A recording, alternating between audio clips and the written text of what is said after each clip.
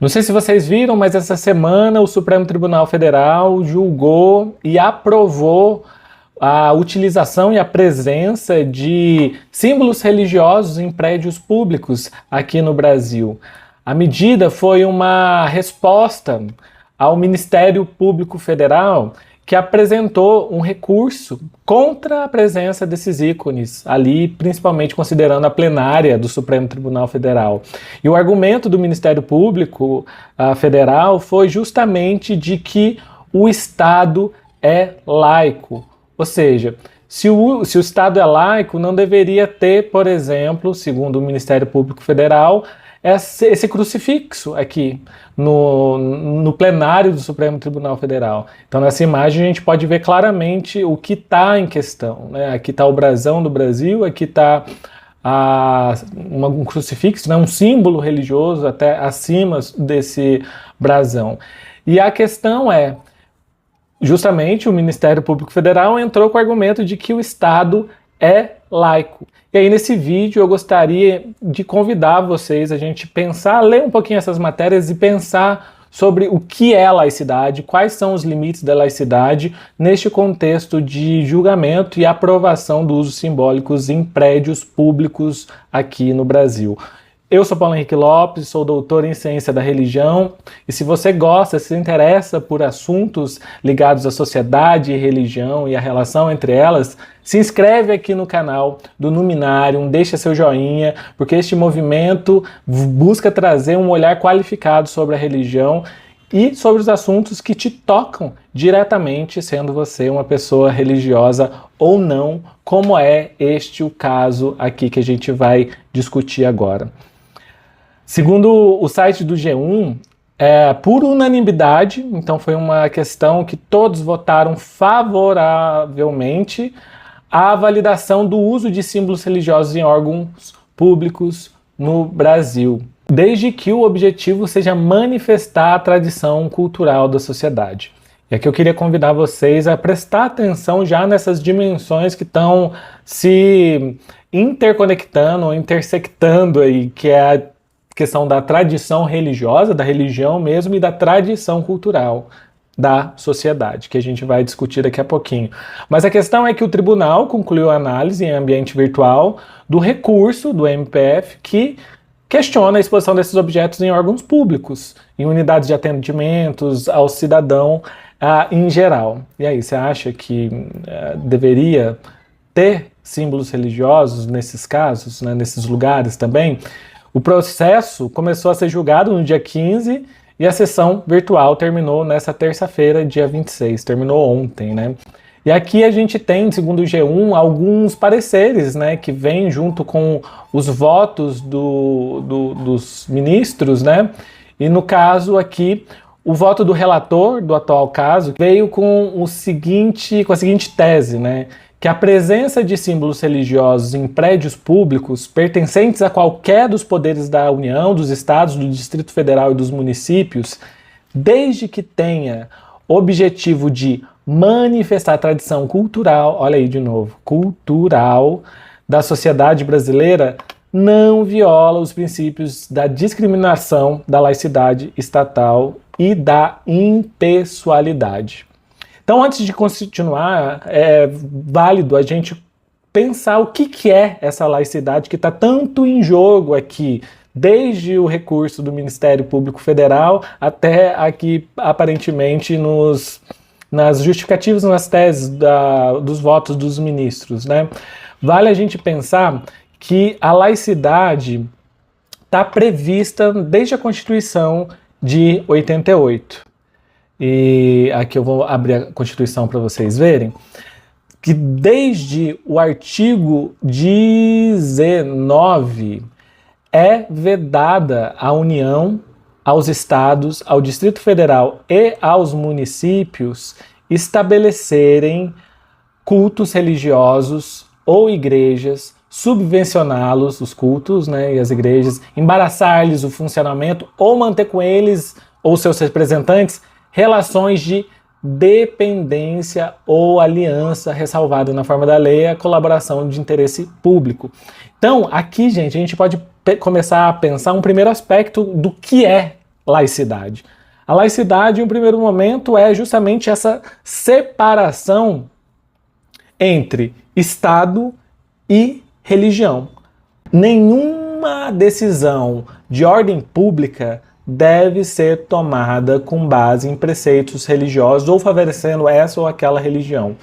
Por quê? Porque é muito importante pensar que a laicidade está dentro de um Estado democrático, que é justamente a perspectiva de atender a pluralidade das pessoas. Imagina, no Brasil a gente tem quantas religiões, quantas tradições religiosas no nosso território, né?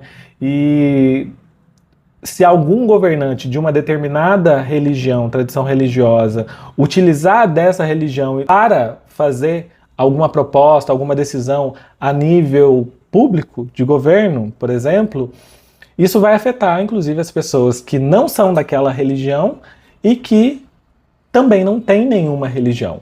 Então, esse é o princípio básico da laicidade. É a separação entre Estado, o assunto dos estados, e os assuntos da religião, da religiosidade, das tradições religiosas.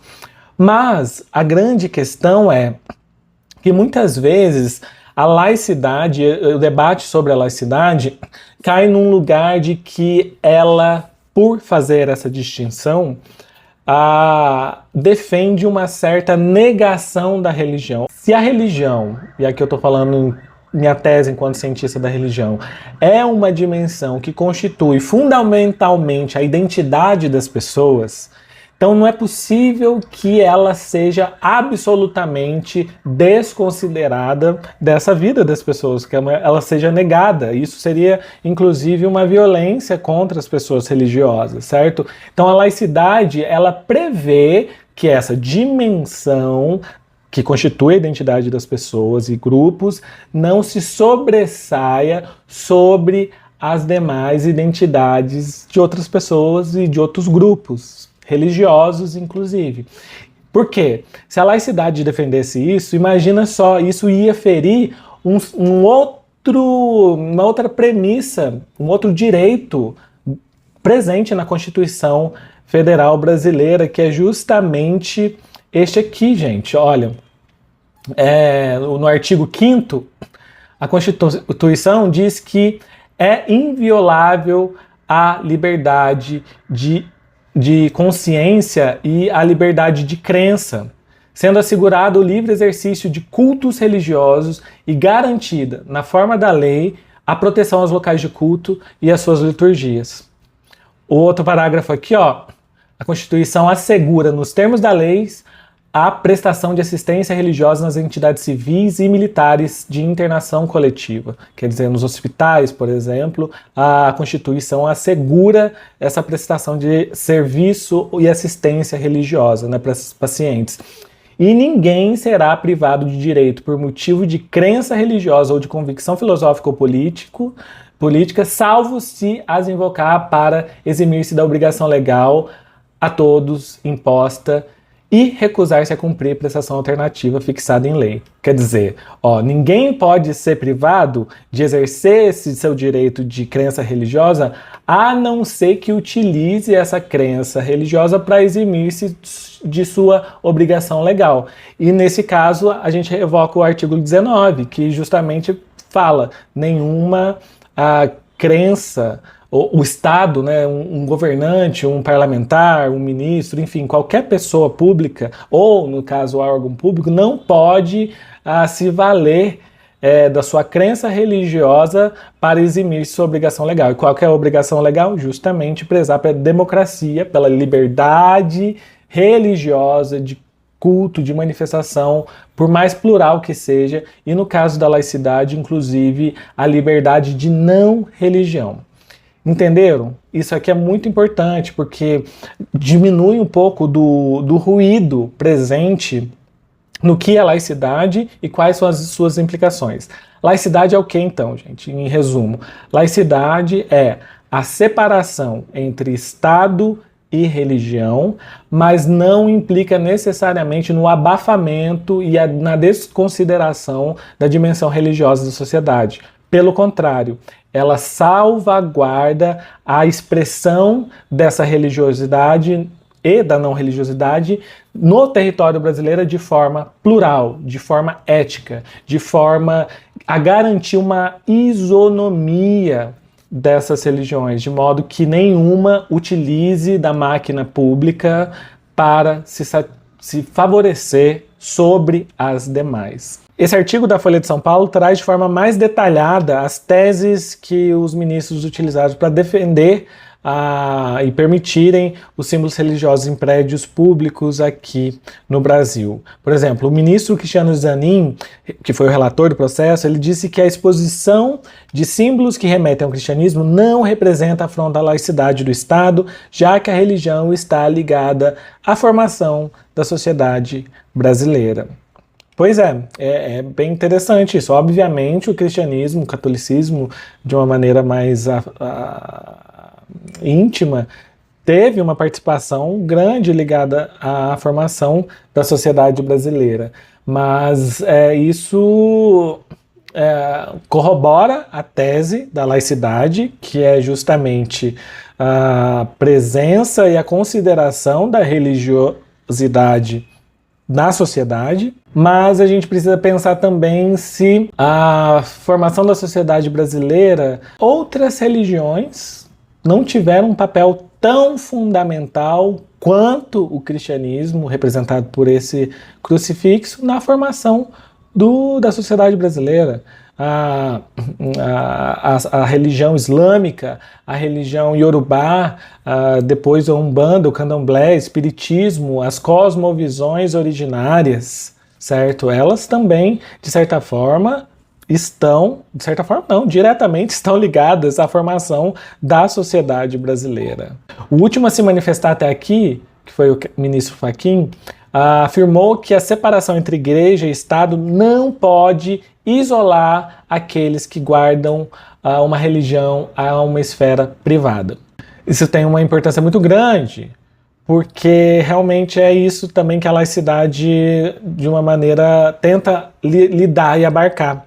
Quer dizer, a religiosidade, ela está ligada a uma disposição individual das pessoas. Quer dizer, se você pressupõe uma liberdade religiosa na sociedade, você tem que pressupor uma liberdade do indivíduo em escolher essa ou aquela religião. Então, nesse sentido que muitas vezes a religiosidade é transferida para uma dimensão privada da vida humana. Mas ela está privada, e eu concordo aqui com o Fachin, no sentido de que ela diz respeito à escolha, mas ela não deve ser mantida dentro do armário, ou mantida a portas fechadas, ou exercida de maneira escondida. Ela é uma disposição privada que cabe ao indivíduo escolher confessar essa ou aquela fé, acreditar nessa ou naquela, inclusive não acreditar, mas ele não é obrigado a manter isso nessa esfera privada. Ele tem o direito de manifestar seu culto, sua crença, inclusive a sua não crença, no espaço público, desde que observe a ética implicada nessa manifestação. Qual é a ética? Que essa sua manifestação não esbarre na manifestação do outro, não desprivilegie a liberdade do outro em poder escolher por si só e exercer a sua fé, inclusive escolher não exercer uma fé. E aí o Fachin vai continuar. Ele defendeu que os que não observam qualquer preceito religioso, ou seja, as pessoas não religiosas, ateias também, também devem esforçar-se por aprender as contribuições feitas ao debate público pelos religiosos. Isso é uma coisa muito interessante, porque recentemente, pelo menos na modernidade, a palavra religião ela foi mesmo sendo assumida como uma indicação de ignorância. Por quê? Porque na modernidade a gente preza muito pela forma racional, pela forma técnica de conhecer o mundo e de investigar o mundo e de se relacionar com ele. Mas o que está aqui em ponto é que a religião e as questões religiosas também podem contribuir para o debate público e elas estão presentes no debate público. A questão é garantir essa isonomia, certo?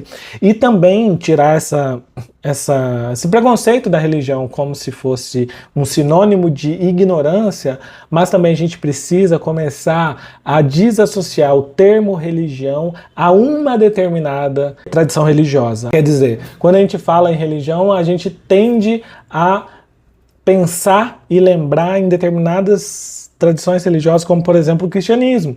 E a gente precisa pensar que os povos originários têm as suas cosmovisões, suas espiritualidades, religiosidades, os orientais, chineses, japoneses, taoístas, budistas, hinduístas, descendentes africanos, afro-brasileiros e o próprio povo africano, iorubá, enfim, todas essas cosmologias, essas formas de conhecer o mundo por vias simbólicas, ritualísticas, mitológicas, também podem ter uma contribuição, desde que observada a laicidade do Estado brasileiro previsto por lei.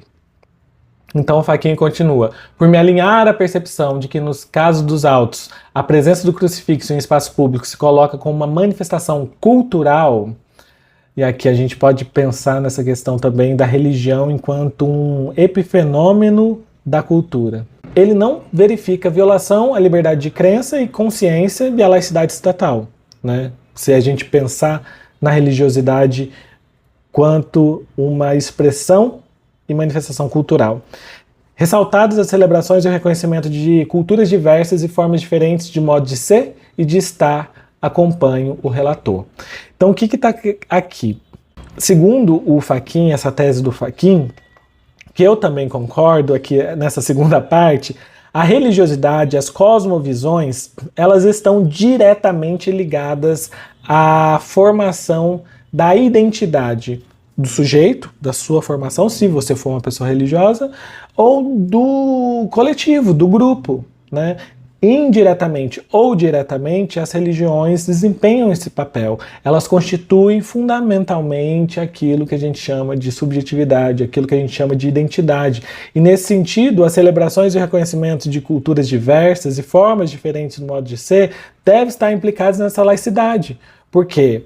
Uma vez que a laicidade contempla a diversidade de religiões, ela deve contemplar, consequentemente, a diversidade de modos de ser e de estar que essas tradições religiosas e cosmovisões e espiritualidades implicam na sociedade. Agora, a grande questão é que a tese se ancora numa premissa de que essa presença do crucifixo em espaço público se coloca como uma manifestação cultural e não religiosa. Daí ele está deslocando esse símbolo religioso para o seu papel cultural.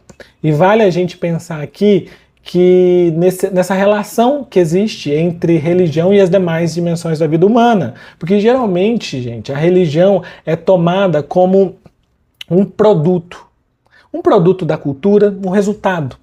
Um produto da cultura, um produto da psique, da cabeça das pessoas, um produto histórico, ou um produto econômico, um produto político, será?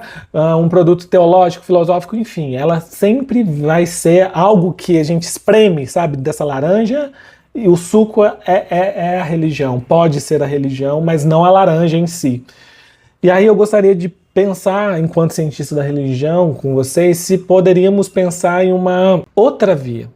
Quer dizer, a religião não mais como um produto de outros fenômenos da vida humana, mas ela ser, inclusive, um fenômeno da vida humana ao lado delas. Quer dizer, a religião não como uma expressão cultural, ou um produto da cultura, mas a religião enquanto fenômeno ao lado da cultura, que se dá na cultura e pela cultura, e que se relaciona com a cultura e que tem implicações culturais. Ou seja, não é só a cultura que tem implicações e produções religiosas, mas o contrário também é válido. E essa é uma grande questão aqui que eu trago para vocês, para a gente pensar a respeito dessa relação entre fenômeno religioso como um fenômeno ao lado de todos os demais, ou o que a gente chama de epifenômeno, né? Um mero produto.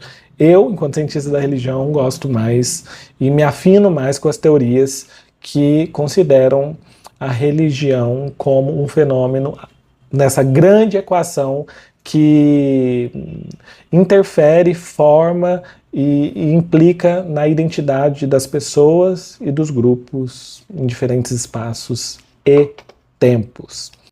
E aí, segundo Zanin, a presença de símbolos religiosos nos espaços públicos não constrange o crente a renunciar à sua fé. Quer dizer, segundo o ministro Zanin, a presença de um símbolo religioso não constrange uma pessoa de outra fé ou de outra crença religiosa a renunciar a essa sua fé, certo? Essa é uma tese. Além disso, não retira a sua faculdade de autodeterminação. Quer dizer, alguém que vai lá no órgão público e vê um símbolo de uma determinada religião, mas não se identifica com essa religião, a presença desses símbolos não retira a faculdade de autodeterminação ou da liberdade religiosa dessa pessoa que não se vê representada, pelo menos ali, pelo esse símbolo ali no órgão público. E também não retira a percepção mítico-simbólica dela. Nem fere a sua liberdade de ter, não deixar de ter uma religião. Mas aí fica essa questão também, né? Se a gente pode parar aí também. Eu entendo que os ministros estão muito atentos mesmo à questão da laicidade do Estado e que entendem que, por mais que estejam diferentes instâncias, né, o Estado e a religião, a laicidade não implica, como a gente viu, em uma negação da religião ou da importância da religiosidade na formação da pluralidade do povo brasileiro.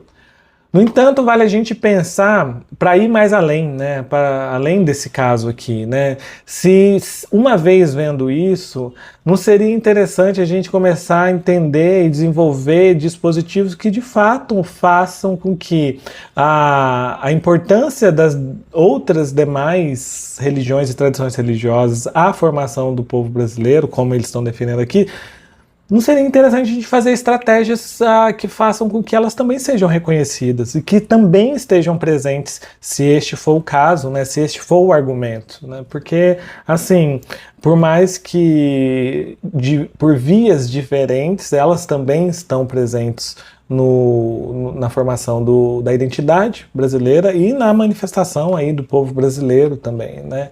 Então, para ir um pouquinho mais além, a gente poderia pensar nisso, né? Se a questão não seria, então, já que eles votaram para a manutenção dos símbolos religiosos, então tá, a questão não seria, então, incluir uma diversidade simbólica que represente a diversidade simbólica, religiosa, mitológica, que influenciou na formação do povo brasileiro, que é tão plural?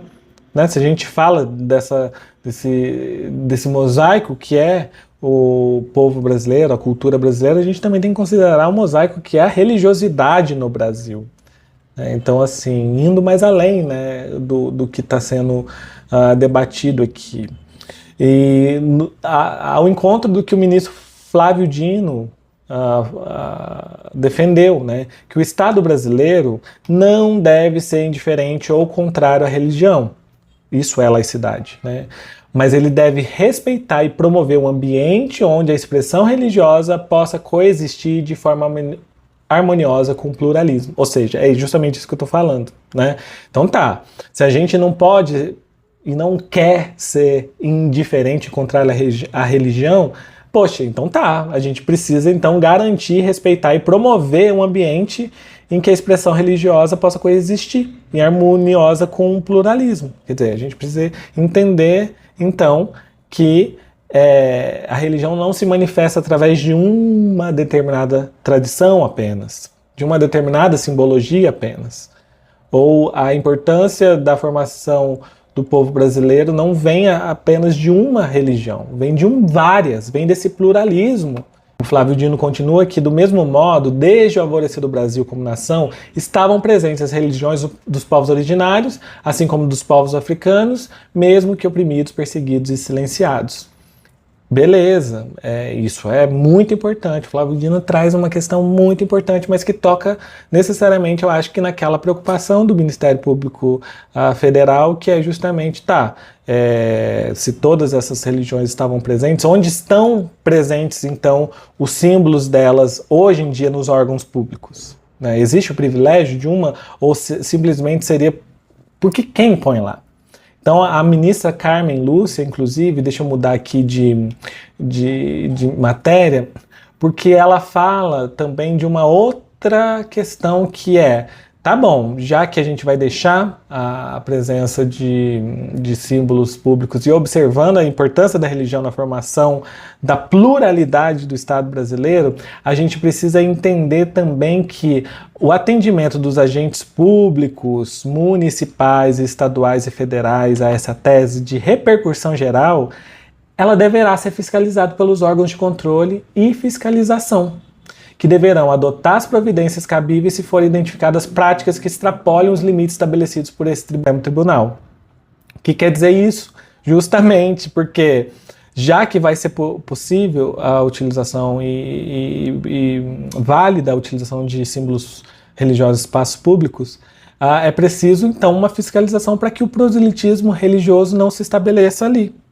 Entendem? Então, assim, para além de estratégias de aplicação e de observância que o Flávio Dino disse da pluralidade, né, da presença de mais religiões para além do cristianismo no alvorecer do Brasil, a gente precisa então também entender que uma das estratégias justamente é fiscalizar se quando uma pessoa, um órgão público utiliza um símbolo religioso ali, ele não está fazendo um proselitismo disfarçado de laicidade.